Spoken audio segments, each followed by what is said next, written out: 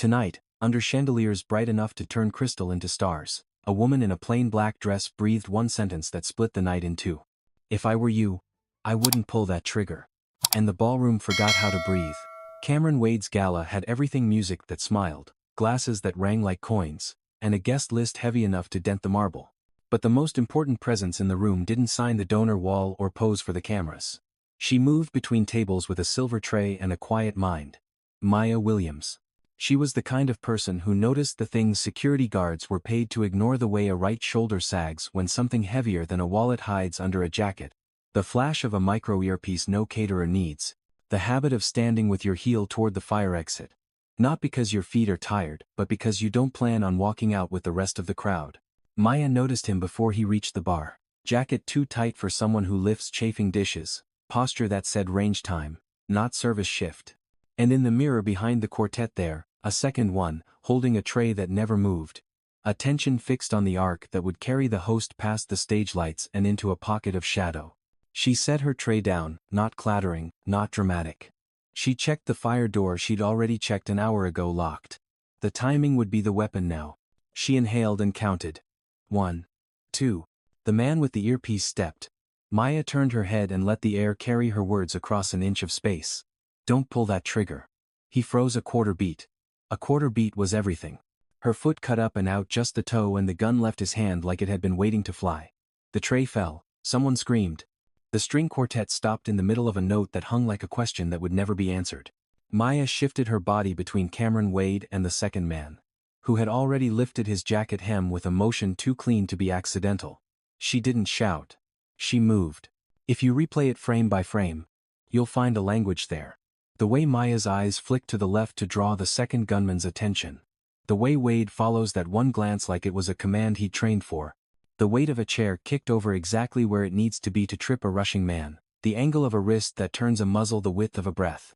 Security arrived late but not useless. The men went down hard. Glass shattered.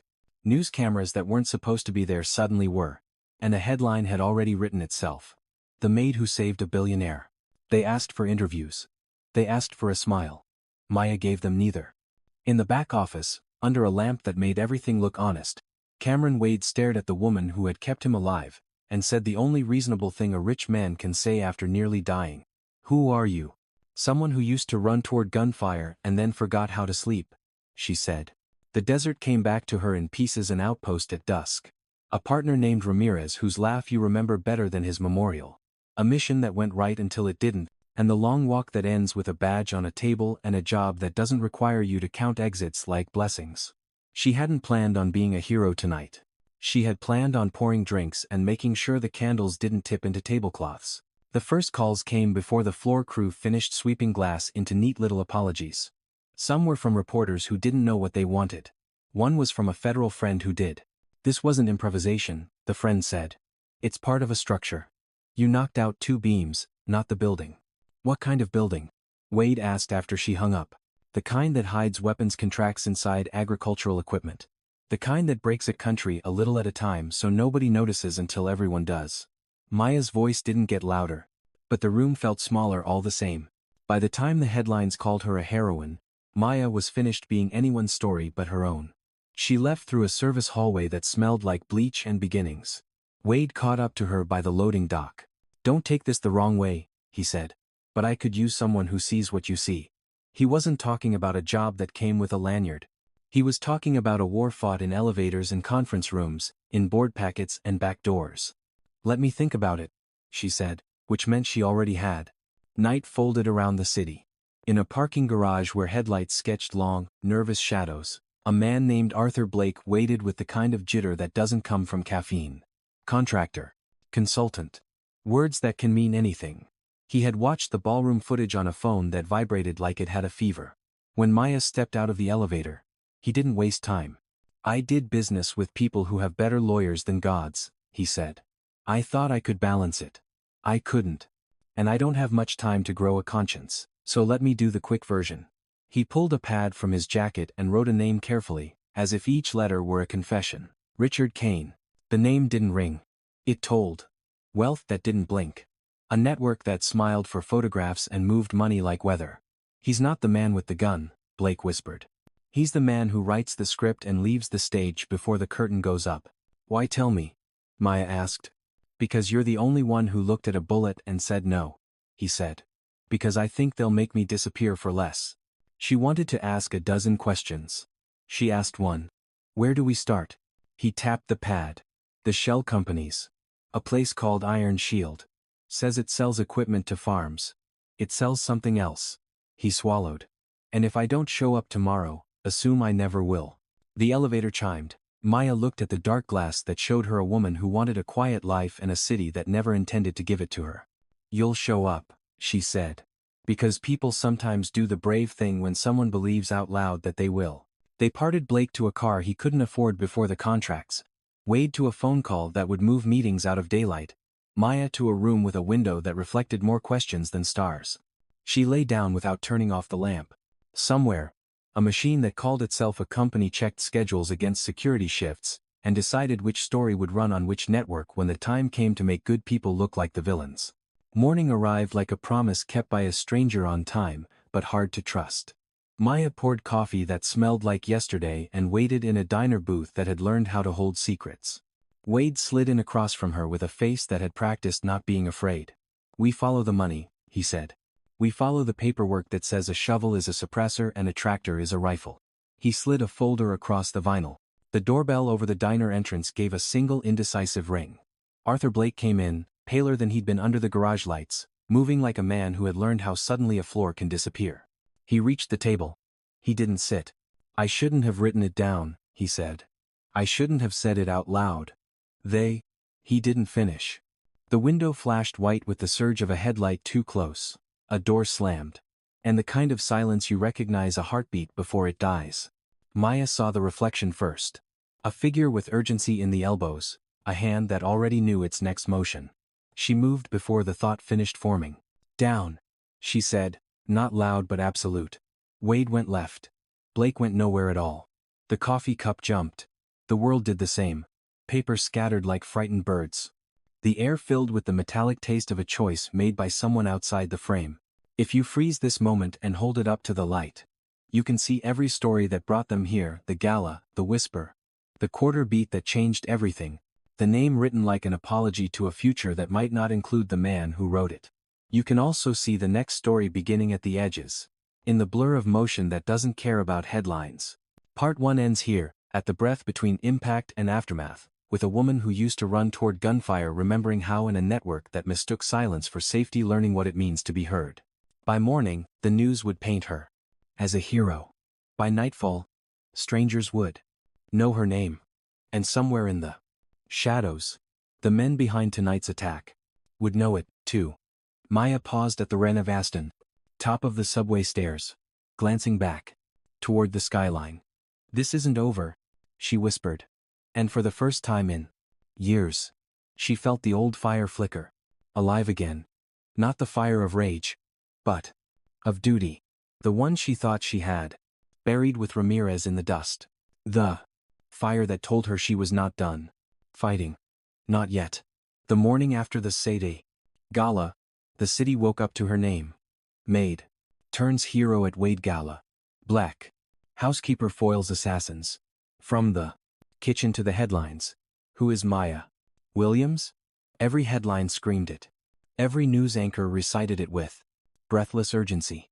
And every guest who had been in that glittering ballroom the Critas night before told the story as if they, themselves, had been the ones staring down the barrel of a gun. Maya Williams sat in her small apartment in Harlem, the television muted. She didn't need to hear the words. The images alone were enough.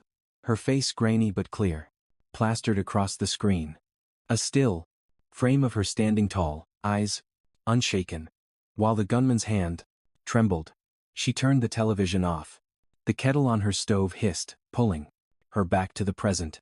She poured water into a chipped mug, the steam fogging her face.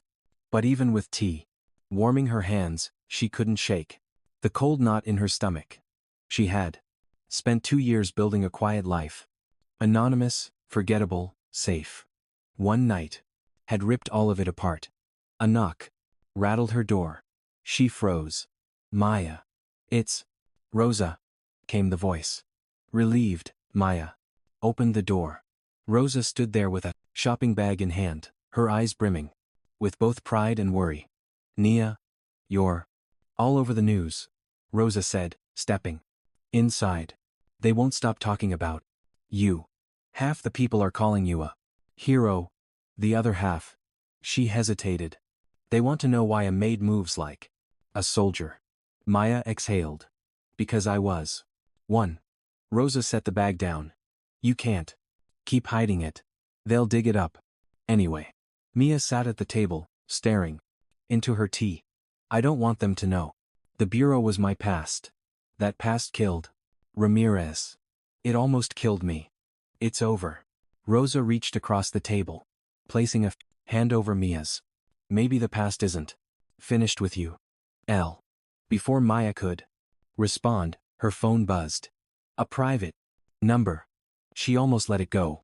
But instinct told her otherwise. She answered, Maya Williams. The voice was clipped. Professional. This is Agent Torres, FBI. We need to talk. Her stomach tightened. I'm not FBI anymore. Maybe not. But you were one of ours. And last night, you stepped into something bigger than you realize. The men you helped take down aren't just hired guns. They're connected. International. If you think it's over, you're wrong. The line went dead before she could answer. Maya sat in silence, the weight of the words pressing into her chest. Rosa watched her, worry deepening. You see, Rosa whispered. The past doesn't stay buried. Later that afternoon, Maya found herself walking through the towering glass doors of Wade Enterprises. She had told herself she wouldn't go. She had promised she would walk away, but something inside her duty, guilt, maybe even curiosity pulled her there. The receptionist didn't even ask her name. Mr. Wade is expecting you. She was led into a high-rise office overlooking Central Park. Cameron Wade stood near the window, his suit crisp, his expression unreadable. He turned as she entered, a half-smile tugging at his mouth. I was wondering if you'd come, he said. I shouldn't have, Maya replied. Maybe. But you did. He gestured for her to sit. She remained standing. You know what the news is saying? He asked. They're calling you fearless. Some are calling you reckless. Personally, I think they're both right. Maya crossed her arms. I didn't do it for headlines. I know. You did it because it's who you are. He leaned against the desk. And that's exactly why I want you here. Not as staff, as protection, as leadership in my security division. You have what money can't buy: instincts. The kind that save lives. Maya shook her head. I already told you. I left that life behind. Wade studied her carefully. Then answer me one question. Why didn't you freeze last night? Why didn't you run like everyone else? Hair silence. Stretched. Then, almost against her will, she said quietly. Because I've already lived through worse. Wade nodded as if he'd been waiting for that answer. Then you know better than anyone that danger doesn't care whether you're ready. It finds you anyway. Last night proved that. And it won't be the last time. Before Maya could reply, the office door burst open. Leal Turner, WDE's assistant, strode in with a tablet in hand. Sir, you need to see this, he said, ignoring Maya completely. WDE glanced at the screen, his face darkened. When? An hour ago? Midtown. Same signature. 2 more. Dead.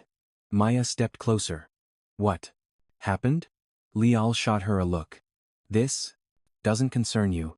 She just saved your boss's life, Maya said sharply.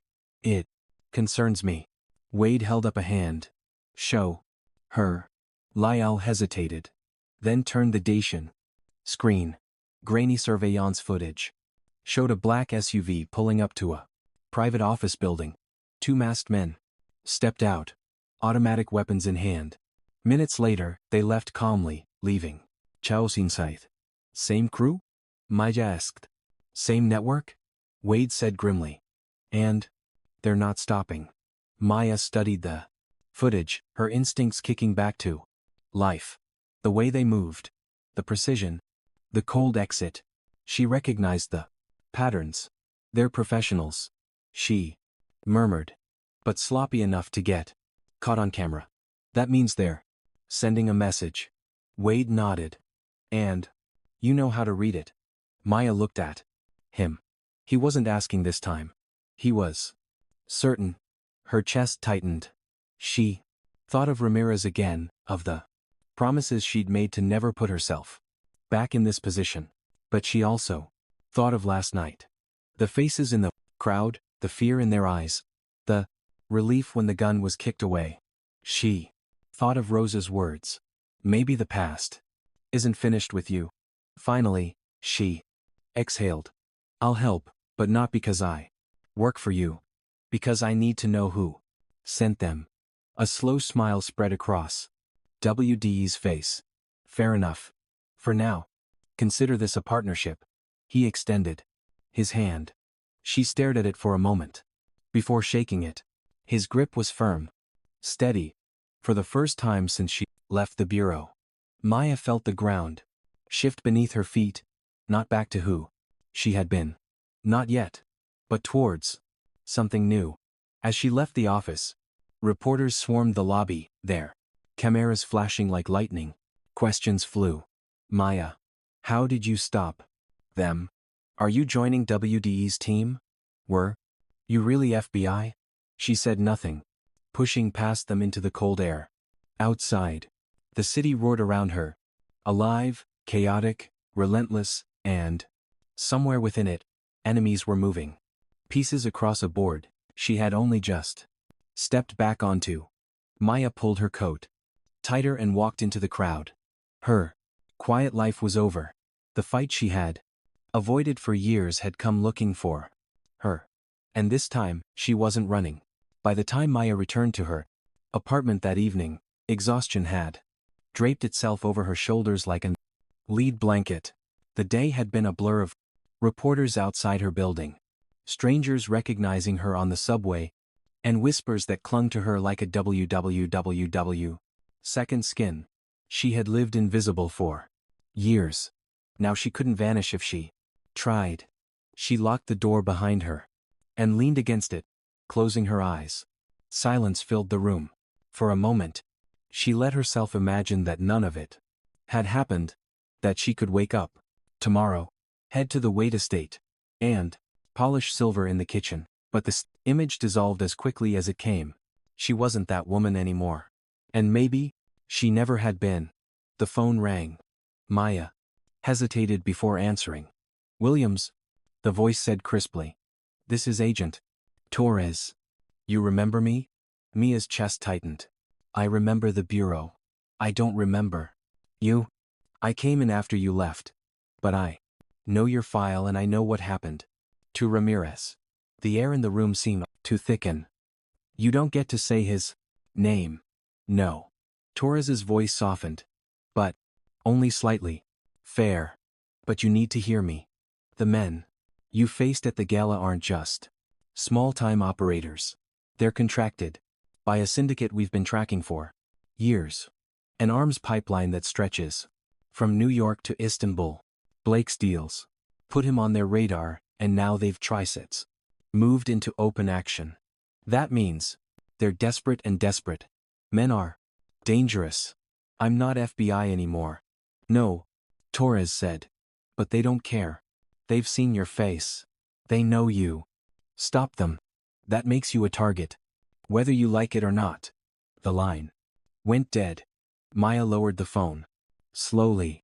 She stared at it for a long time, before setting it down on the counter. Rose's words echoed in her mind again. Maybe the past isn't finished with you. Sleep didn't come easy that night. When it did, it was filled with ghosts. Ramirez's hands slipping out of hers. The burning of sandstorms in her lungs. The sound of gunfire tearing through Plaster walls. She woke before dawn, drenched in sweat. The next morning, Cameron Wade's car waited outside her building, black, sleek, windows tinted. He hadn't called ahead. He didn't need to. She slid into the back seat, the leather too soft for her taste. WDE was already inside sipping coffee from a sleesh paper cup. You didn't answer my calls, he said.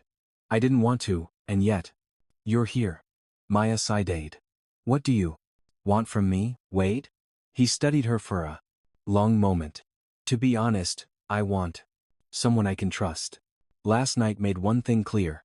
My security team isn't enough. They're trained. They're armed.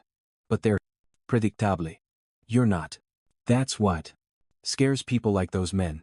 And that's what I need. I told you before. I don't do this anymore. Maybe not for them, Wade said. But you did it for me. And I think you'll do it again. Because, whether you admit it or not, it's who you are. Maya turned to look out the Retian window as the city blurred by. He wasn't entirely wrong.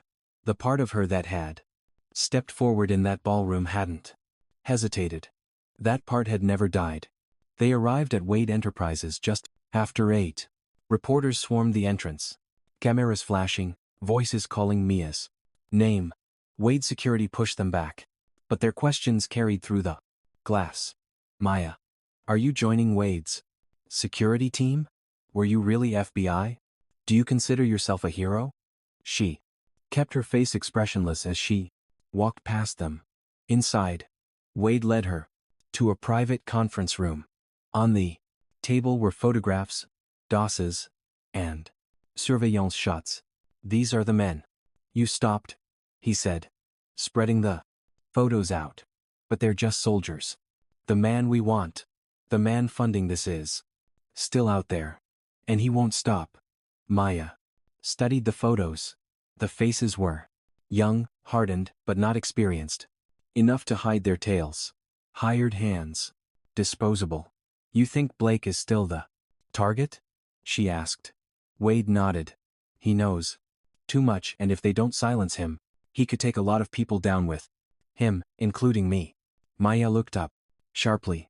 Wade exhaled. Not directly. But my investments are tangled with his. If Blake falls, they'll come sniffing around my house, too. That's why I can't afford another mistake. That's why I need you. Before Maya could answer, the door opened. Lyle Turner walked in, tablet in hand, eyes narrowing when he saw her. She doesn't belong in this room, Lyle snapped. She belongs wherever I say she belongs, Wade replied evenly. Lyle scoffed. She's a liability. A headline. The more we drag her into this, the more attention we bring. You want this company tied to a former FBI dropout with a tragic backstory? Maya's jaw tightened. She forced her voice to stay calm. Careful. Oh, what? Lial sneered. You'll kick me like you did the gunman. WDE's voice cut through the tension. That's enough, Lyle. Leave us. Lyle's glare lingered on Maya, but he obeyed, slamming the door behind him. Wade rubbed his temples. Ignore him. He doesn't see what I see. And what is that? Maya asked. A fighter who doesn't quit, Wade said. Even when she thinks she already has. Mia looked down at the photos again. The fire inside her, the one she had tried so hard to bury, was beginning to burn hotter. You want my help? She said finally. Then I need access, files, contacts, anything the pros and bureau has. And I need Blake alone. If I'm going to figure out who's pulling the strings, I need to look him in the cobble. Wade smiled faintly. That can be arranged. As Maya left the building later that morning, the city felt different. Every shadow seemed sharper. Every corner held a pair of eyes. She knew the syndicate wouldn't wait long. They had already tried once. They would try again. But this time she wasn't just reacting. This time she was hunting. The Past was back, and Maya Williams was done running from it. The sun had barely risen when Maya found herself outside a Tekkit. Discreet brownstone on the Upper East Side. The kind of place that screamed old money and quiet scandals. WDEs. People had arranged it as promised. Inside was Arthur Blake, the man who had been the target of the assassins' bullets, and the reason she was now standing in the shadows again. 2. Plainclothes security men opened the door. Without a word, their eyes betraying a Tekken mix of recognition and weariness. They had seen the headlines. Everyone had. As she stepped in, the air smelled of stale coffee and fear. Blake sat at a wide oak table, his expensive suit rumpled, his eyes bloodshot. He looked nothing like the powerful contractor from the Gala. He looked hunted. You, he said, his voice rasping. The Maid XFi, she corrected sharply. And the only reason you're alive right now. Blake winced, running a hand down his face. I didn't ask for a savior. No, Ma said, pulling out a chair across from him. But you got one. And now you're going to give me something in return. The truth. He laughed bitterly. You think you can scare me into confessing? The Bureau tried that for years. They had nothing. I'm not the Bureau, Maya said. Her voice dropped, cool and steady.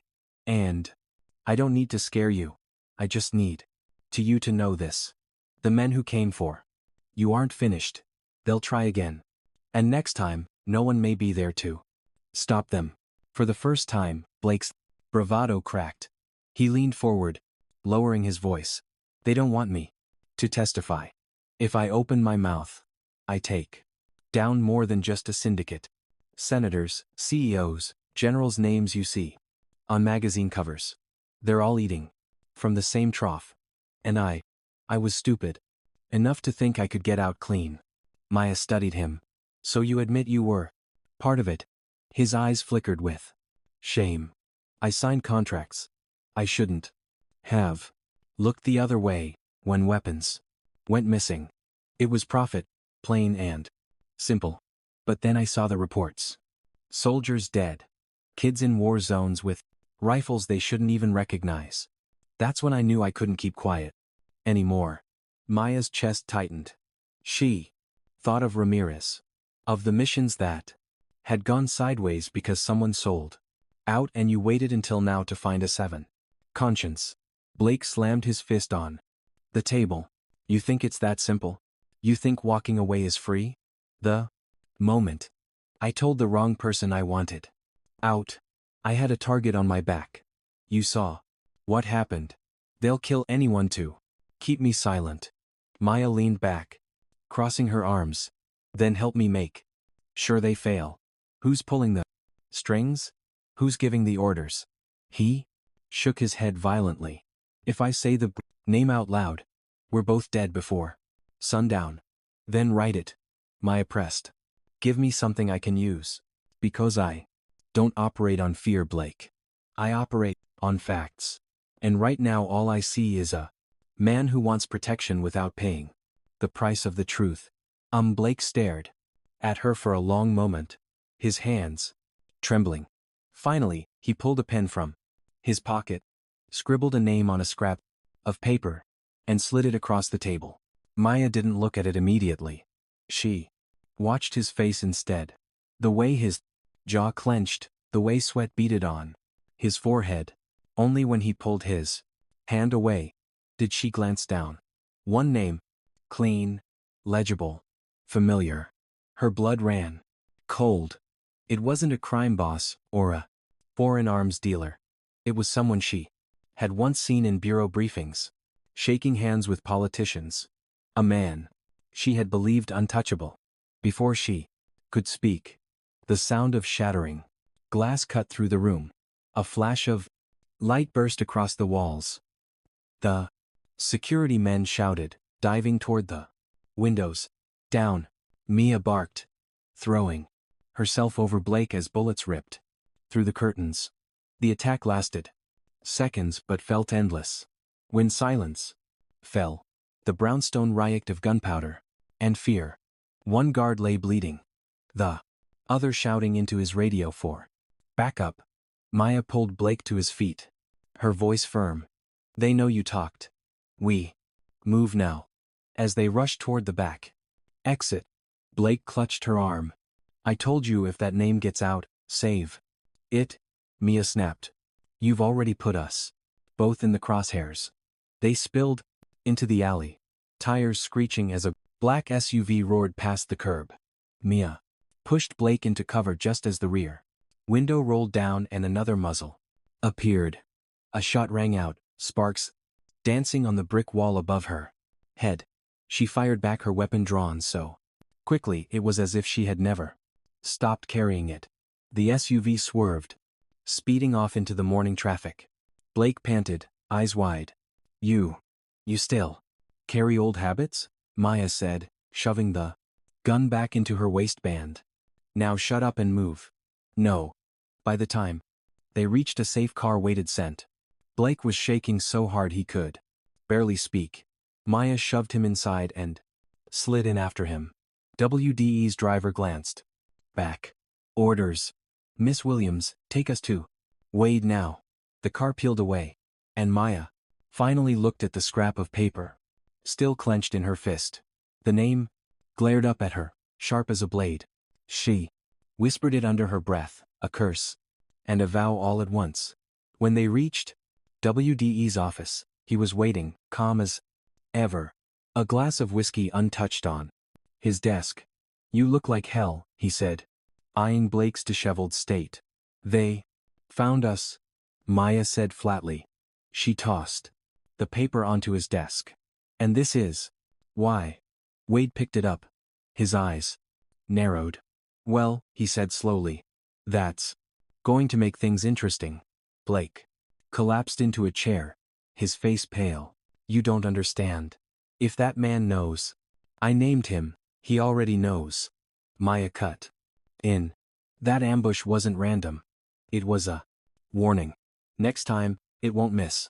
WDE tapped the paper thoughtfully. Then we don't wait for next time. We go after him first. Maya leaned forward, her voice sharp. If you're serious about this, you need to understand something. This isn't about your company's reputation or protecting your investments. This is about dismantling a machine built on blood. And once we start, there's no turning back. Wade met her stare, unflinching. Then we start. Maya sat back, her pulse steady, despite the storm building around them. She had sworn she would never come back to this world, but the world had come for her anyway. And now, with Ramirez's ghost still heavy on her shoulders, she knew there was only one way forward. Fight. As she rose from her seat, she felt the frozen fire she had buried for years blaze higher. This wasn't just survival anymore. It was justice. And for the first time since the desert sands swallowed her past, Maya Williams was ready to face the war ahead. Rain fell over Manhattan like a curtain of gray, streaking the glass walls of Wade Enterprises. Inside the fortified conference room, the atmosphere was heavier than the storm outside. Maya stood with her arms crossed, staring at the whiteboard, now littered with photographs and documents. The name Blake had scrolled the name of a man she once saw shaking hands with. Senators sat in bold letters at the Pausen dot. Center of it all. Richard Kaine, former defense strategist, now a corporate magnate, who held contracts with half the government. To the public, he was a philanthropist with a gleaming smile and handshakes for every photo op. But to Maya, he was something else entirely. The ghost behind too many dead bodies in too many forgotten corners of the world. Blake sat slumped at the far end of the U-play table, pale and jittery. He hadn't stopped shaking since the attack. WDE sat across from Maya, composed but restless, his fingers tapping rhythmically against the glass. You understand what we're up against now, Maya said finally, her voice cut through the silence like a blade. This isn't a petty syndicate. Kaine has power, resources, and reach. If we move against him, we don't just poke the bear. We step into its den. And if we don't, Wade asked, then he'll keep coming. Blake is the loose thread and I. She paused, meeting Wade's eyes. I pulled at it. Wade gave a small grim smile. Then let's unravel the whole damn sweater. Blake slammed his hands on the table, desperation spilling out. You don't get it. Kaine isn't someone you fight. He's someone you survive. I shouldn't have written his name down. You should burn that paper and forget I said anything. Maya leaned forward, her gaze sharp. That's exactly what he counts on, fear. Silence. People like you letting him rot the system from the inside out. Well, I'm not afraid of him. Her words hung in the air. Wade studied her. Something like admiration flickering behind his eyes. Neither am I, he said before Blake could argue again. The door burst open, and Lyle Turner stormed in, tablet in hand. We've got a problem, he said, his tone as sharp as his tailored suit. What now? Wade asked. Lyle turned the screen toward them. A news feed was streaming live. The anchor's voice was tense. Anonymous sources have revealed that Arthur Blake, Pomine Defense contractor, is currently in protective custody after Bidabalaket, an alleged assassination attempt. Sources also claim a former FBI agent was involved in stopping the attackers. Questions are now being raised about her identity and her connection to Wade Enterprises. Maya's stomach tightened. They're leaking it, Lyle said. Kaine's people are already moving to spin the narrative. By the end of the day, the press will be painting Maya as a rogue operative who endangered civilians at the Gala. Blake buried his face in his hands. It's starting. This is how he destroys people. Maya forced herself to stay calm, though her pulse quickened. Then we get ahead of it. If Kaine wants to make me the story, we make the truth louder than his lies. Wade stood, determination hardening his features. Agreed. We hold a press conference this afternoon. Maya stands with me and we tell the world exactly what happened. Maya shook her head. That's a mistake. He wants me visible because the more visible I am, the bigger target I become. You think he won't send another team this time in daylight in front of cameras? She's right, Blake muttered. He doesn't care about collateral damage. He'll kill her and you, Wade, if it means protecting himself. No. For a long moment, silence pressed down on the Bractation room, broken only by the rain. Finally, Maya said, we don't win this by standing in front of cameras. We win it by pulling the rug out from under him. Find the money. Find the contracts. Find the people he's bought. That's how you bring Kaine down. Wade studied her, then slowly nodded. So, we go underground. Lyle's lips thinned. And while you two play vigilantes, what happens to this company? To the board? To the investors? Who are already spooked? Let me worry about the company, Wade snapped. Your job is to keep the building running. Maya's job is to keep me alive. Maya's expression didn't change, but inside she felt the weight of the words. She hadn't accepted a job yet. Not officially, but with each passing hour, it felt less like a choice and more like inevitability. By late afternoon, Maya slipped back into the city alone. Wade wanted her nearby, but she insisted on space. She needed the air, needed the noise of the streets to clear her head. Rain slicked off her hood as she walked through Times Square, neon lights glowing against puddles at her feet. Voices followed her, snippets of conversation from strangers reading headlines off their phones. Did you hear about that Maid who stopped the shooters? Not a Maid. She used to be FBI. I think that's yeah, but they're saying she went rogue. Probably has a record. I don't care. I'd want her on my side. Maya kept walking, her jaw tight. Fame was a noose. Every whisper Every camera flash made her easier to track. And if Kaine wanted her silenced, she had just become the loudest voice in the city. She ducked into a diner on the corner, the kind with cracked vinyl booths and the smell of burnt coffee in the air. Slipping into the back, she ordered nothing, just sat with her back to the wall. Her phone buzzed. Unknown number. She hesitated, then answered. You should have stayed in the kitchen. A distorted voice said. Now you've made yourself the problem. And problems get solved. The line went dead. Maya's grip tightened on the purse's lashways. Phone. She stared at the reflection in the diner's window, her own face steady, but weary. Kaine's people were already watching, already reaching out. She couldn't run anymore. By the time she returned to Wade Enterprises that night, she had made her choice.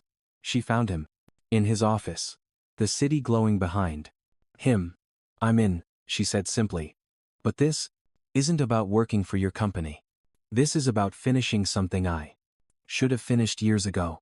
Wade rose slowly, relief flickering in his eyes.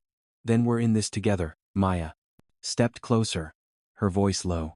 If we do this, there's no halfway, no boardroom politics, no PR spin. We go after Kaine head on. And if you're not ready for that, walk away now. Vade didn't flinch. I don't walk away. She studied him for a long moment, then nodded. Good. Because neither do I. As rain pounded against the windows, Maya felt the lines being drawn. Kaine had resources, power, and fear on his side. But she had something else, resolved, sharpened by loss, by guilt, by ghosts that refused to stay buried.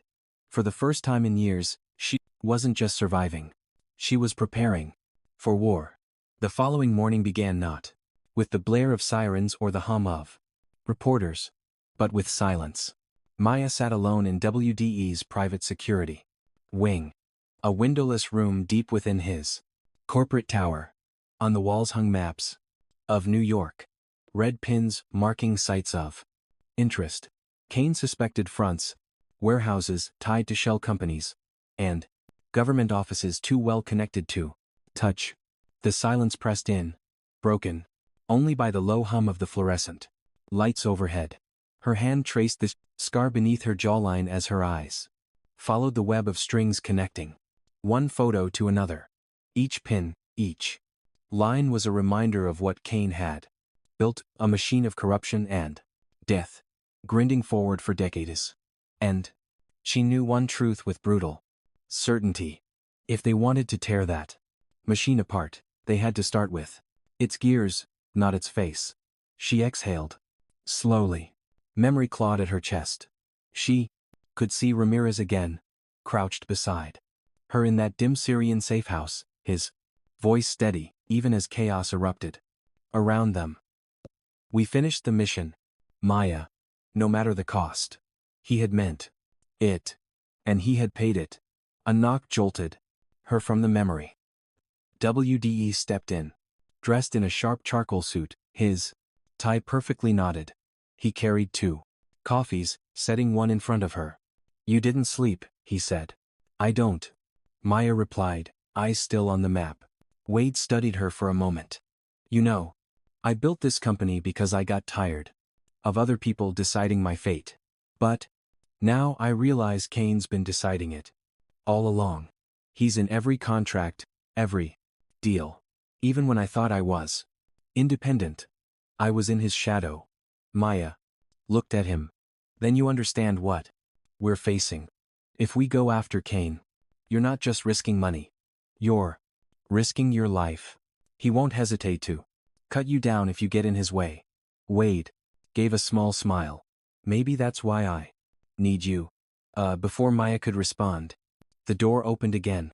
Lyle Turner entered, his tablet in hand, expression sour as ever. Bad news. FBI's making noise. They want to pull Blake into federal custody. They're hinting that keeping him here is obstruction. Maya's jaw tightened. Blake won't survive a transfer. Kaine has people in every corridor of that system. The second he leaves this building, he's dead. Lyle scoffed. And keeping him here makes us, what? Saints? No, it makes us accomplices. No. We're already accomplices. Maya shot back. The second Wade stood next to me in that ballroom. The second the world saw us together, we became part of this fight. There's no stepping back now. For once, Wade didn't argue. He only said, we keep Blake. If the Bureau wants him, they'll have to come through us. Lyle muttered something under his breath and stormed out. Maya rubbed hair temples. You realize he's right about one thing. Kaine won't just come with bullets this time. He'll come with lawyers, politicians, and headlines. Guns are easy. Lies are harder. WDE leaned forward, his voice steady. Then we hit him with truth. Before he hits us with lies. That afternoon, Maya went to see Blake again. He was holed up in a secure suite, pacing like a caged animal. The moment she entered, his eyes narrowed. You shouldn't be here, he snapped. Why? Afraid your new friends will see us together? She asked. Blake's shoulders slumped. You don't understand. Kaine doesn't forgive. He doesn't forget. He'll strip me of everything and bury me before anyone can blink.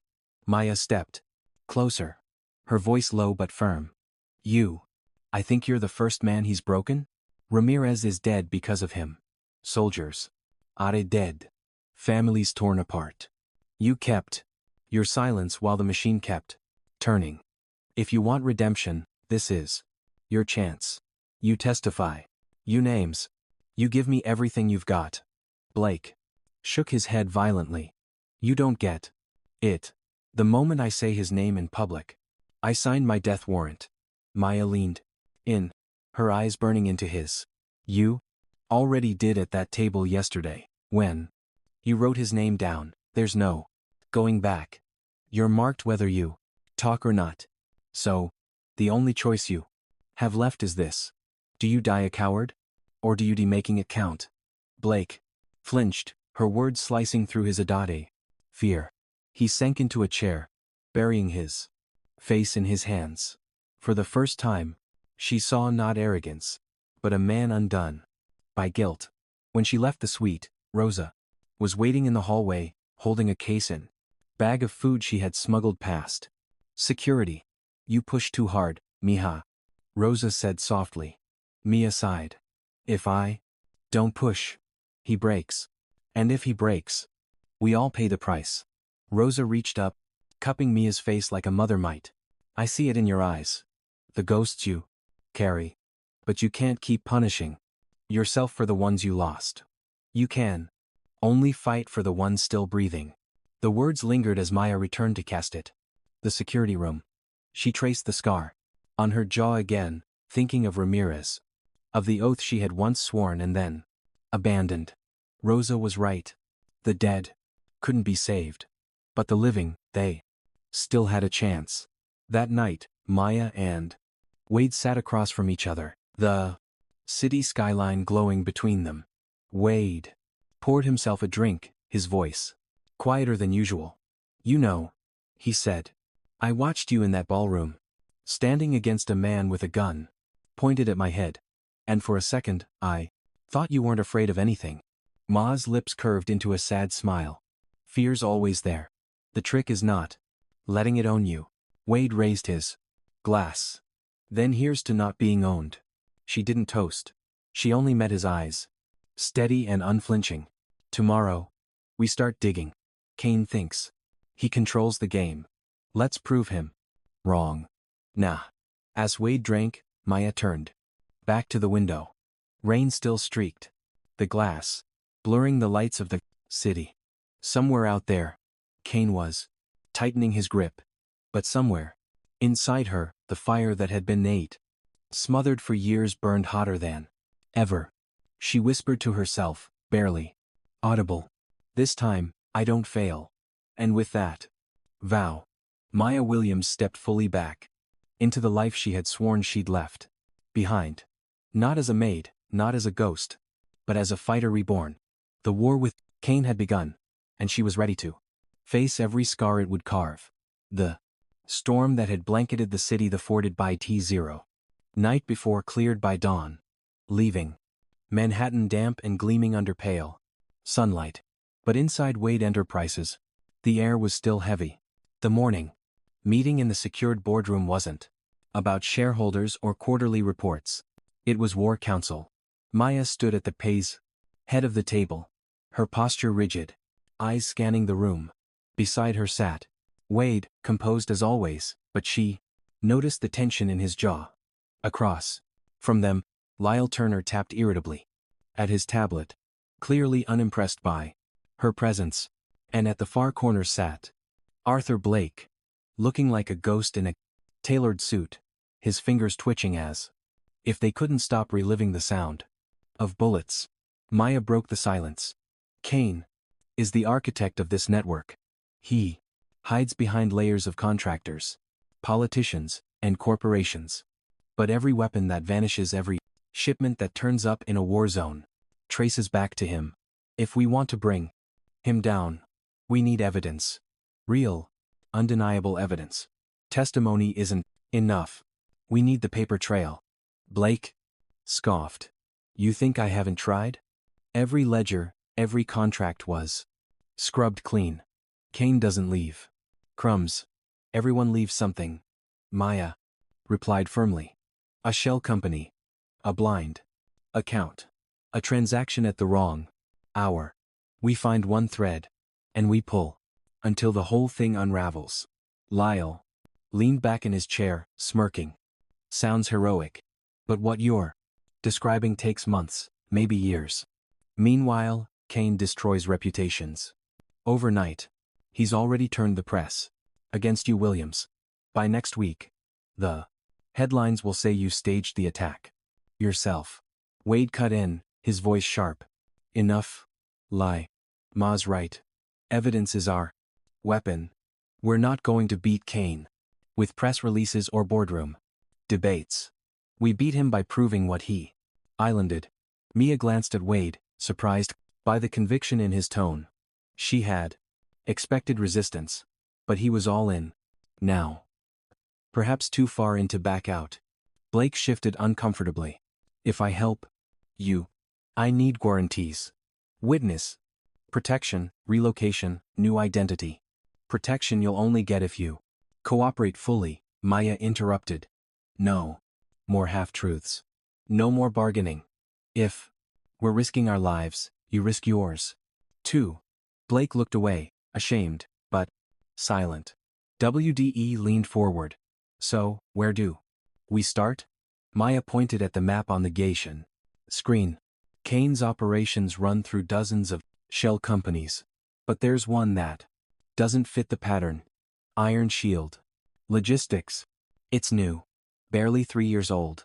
But suddenly, they're handling shipments worth billions and their warehouse in Brooklyn. It's supposedly storing farm equipment, except it has enough security to guard Fort Knox. WDE frowned. You think that's the hub?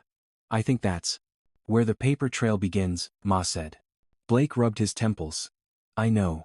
Iron Shield. Kaine uses it as a buffer. If you dig there, you'll find something. But you'll also be painting a target size of Manhattan on your back.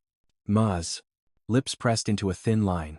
Then, we'll have to move faster than they can. Aim. Later that afternoon, Maya prepared. Alone in the security wing, she strapped on her holster, checked her weapon, slipped on gloves. The familiar ritual calmed her, though it also reminded her of everything she had sworn she'd left behind. Each buckle and strap whispered of nights in hostile territory, of missions where the line between hunter and hunted blurred. She caught her reflection in the mirror, hard eyes, scar beneath her jawline, posture coiled for action. She no longer looked like the maid who polished silver trays. She looked like the woman she had been before Ramirez fell. And that terrified her more than Kaine's men ever could. The door opened, and Wade stepped inside. He Wasn't in a suit this time. Dark jacket. Practical boots. Less billionaire. More. Man preparing to step into danger. You're coming with me? Maya asked, raising an eyebrow. He smirked faintly. You think I'm going to let you walk into Kaine's den alone? I've survived. Boardrooms full of wolves. I can survive. This. Die. This isn't a boardroom, Mia warned. I know. But if I want to understand the world Kaine controls, I need to see it with my own eyes. Mia studied him for a moment. Against her instincts. She nodded. Fine. But you follow my lead. You do exactly what I say when I say it. One mistake. And we're both dead. He met her gaze without flinching. Understood. By nightfall, they were parked across from the Iron Shield warehouse in a nondescript van. Rain slicked the streets again, glinting off the razor wire that crowned the perimeter fence. Floodlights swept the yard and guards with rifles paced in pairs. This isn't farm equipment. Storage. Wade muttered. No. Ma agreed, watching through binoculars. This is a fortress, which means whatever's inside is worth protecting. Tsaba. She outlined the plan with crisp efficiency. They'd breach through a blind spot in the eastern fence, bypass the cameras with a jammer she'd brought, and slip inside through a loading bay. Quick, silent, in and out. Wade listened carefully. No protest in his expression. He wasn't a soldier, but he was willing. That counted for something. Minutes later, they moved. Maya's body flowed with muscle memory, swift, precise, low, to the ground. Wade followed, less graceful, but determined. The jammer hissed softly as she activated it, and the nearest camera blinked into static. They slipped inside. The warehouse was vast, filled with stacked crates, and the faint hum of generators. Maya's flashlight cut across labels. Agricultural machinery, seed drills, fertilizer distributors. But when she pried open a crate, her stomach hardened. Inside were rifles, hundreds of them. Military grade. Wade's eyes widened. God, this is the evidence we need, Maya whispered.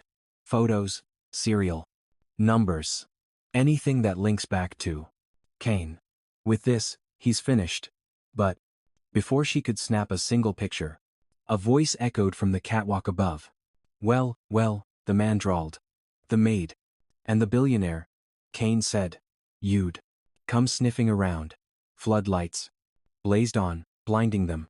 Dozens of armed men stepped out from behind the place. Crates, rifles raised. Wade froze. Maya instinctively stepped in front of him. Gun raised. Though she knew the odds. The figure on the catwalk leaned over the railing, grinning, scarred face, sharp eyes. Name's Voss. Kaine's fixer. He figured curiosity would drag you here, so he left a welcome party. Maya steadied her aim. If you were here to kill us, we'd already be dead. Voss chuckled. Smart. No. Kaine doesn't want you dead. Not yet. He wants you broken.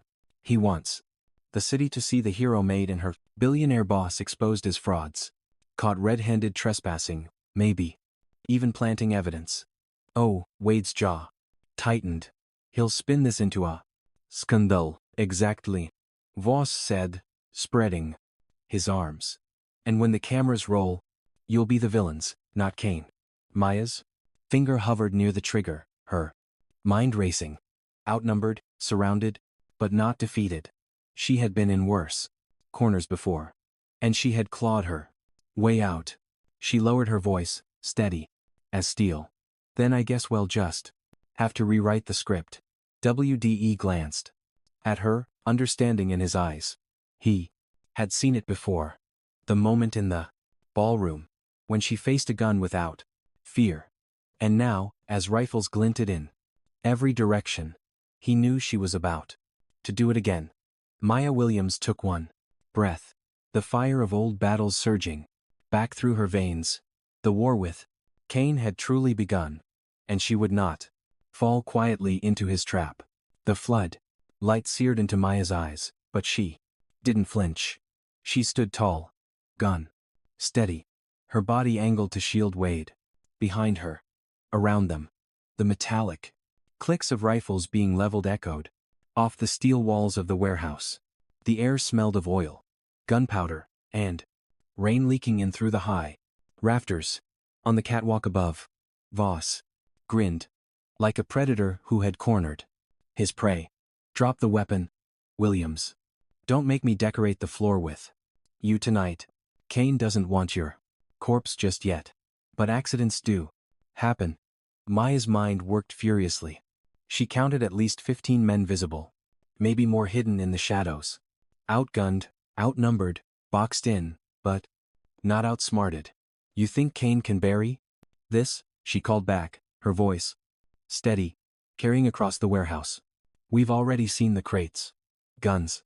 Where there should be tractors. Doesn't matter what he spins. These pictures will burn him. Voss chuckled, tapping the rail with his fingers. Pictures? You really think we let you waltz in here without scrambling your toys? That little jammer in your pocket. It fried your camera, too. You're walking out with nothing. Wade stiffened behind her. He's bluffing, he muttered. Maya's lips curved into the faintest smile. Number. He's trying to make us believe we've already lost. Which means he's afraid we haven't. Voss's grin faltered for a fraction of a second. Then he gestured sharply. Take them. The men advanced, rifles raised. Maya moved fast. She shoved Wade toward the nearest stack of crates, firing 2 quick shots. The noise thundered through the cavernous space. A guard went down. Another stumbled back. Chaos erupted. Move, Wade, she shouted, diving behind cover. As bullets tore into the wood around them, splinters rained down like hail. Wade scrambled clumsily, ducking behind a forklift. His heart pounded in his throat. This was no boardroom debate. This was survival. Raw and terrifying. He watched Maya. The way she moved with impossible precision. Her body low and controlled. Firing with calm bursts instead of panicked sprays. She wasn't just fighting, she was orchestrating. 2 men flanked left. Maya anticipated it, rolling out and catching one with a clean shot to the Aegis shoulder. The second lunged closer, swinging his rifle like a club. She met him head-on, disarming him with a brutal twist, then slammed the butt of the weapon into his jaw. He collapsed with a dairy groan. Wait, cover me, she barked. I don't even. He spotted a pistol on the ground, dropped by one of the fallen guards. His hand shook as he picked it up. But when another man closed in, Wade squeezed the trigger. The bullet ricocheted off a crate, but the noise alone made the attacker falter long enough for Maya to finish the job. Above them, Voss snarled. Enough games. Kill them. Gunfire intensified, echoing like thunder in the metal cavern. Wade ducked lower, sweat dripping down his temple. Maya slid beside him, reloading with swift efficiency. You all right? She asked, eyes scanning. I'm still breathing, he muttered, clutching the tried pistol too tightly. Good. Keep it that way. She peeked over the crates, mapping out their chances. Too many. Not enough cover. But she noticed something. The overhead catwalk was supported by thick steel beams. And just above Voss, a crane system hung, suspended, chains dangling, heavy pallet, swaying slightly. Maya's mind flashed with calculation. Risky. But risk was all they had left. To be continued in part 2.